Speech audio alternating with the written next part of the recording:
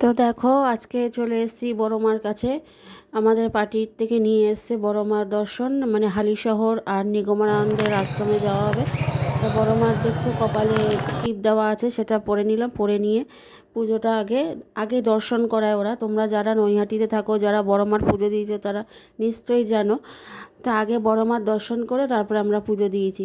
আর এত অপরূপ দেখতে বড় মাকে, মানে নিজের থেকেই মানে যেন বড় মার কাছে ভক্তি করি।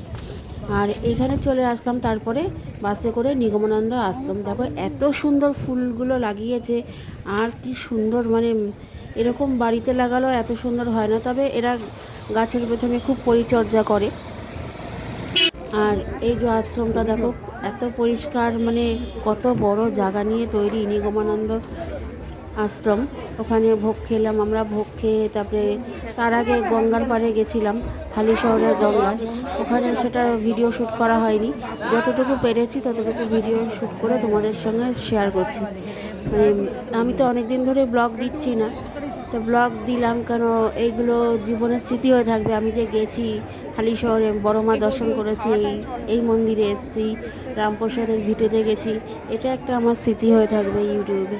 তাই জন্যে এই ভিডিওটা তোমাদের সঙ্গে শেয়ার করলাম। তোমরাও দেখো, তোমরাও নিশ্চয়ই যেতে পারো। নৈহাটিতে নেমে আগে বড় মা দর্শন, তারপর ওখান থেকে 30 মিনিট হবে হালিশহর।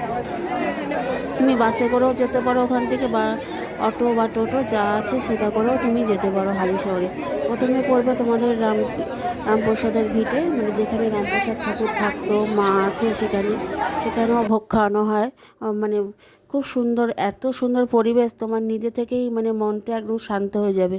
তারপরে গঙ্গার ঘাট, আর জলটা এত সুন্দর টলটল করবে, মানে গঙ্গার জল। আমি নিয়ে এসেছি গঙ্গার জল কিছুটা। আর এই মন্দিরটার ভেতরে, এটা হলো নাট মন্দির, নিগমানন্দ ঠাকুরের আশ্রম, এটা নাট মন্দির। আমরা এখানে বসেছিলাম, তাই জন্য ভিডিওটা শ্যুট করেছি। মানে বাইরেটা যতটা গরম লাগছিল তখন, ভেতরটা এসে মানে শান্ত হয়ে গেল শরীরটা। আর এই ফুলগুলো তোমাদেরকে একটু দেখাচ্ছি, এত সুন্দর বাগান পরিচর্যা করেন এনারা, মানে অপরূপ অপরূপ দৃশ্য, মানে সত্যিই ভালো লাগে। এখন আমাদের এখানে কলকাতা শহরে তো আমাদের জায়গা কোথায়, আমরা যা লাগে সবই টবে, টবে ফুল লাগে, কিন্তু সেইভাবে হয় না।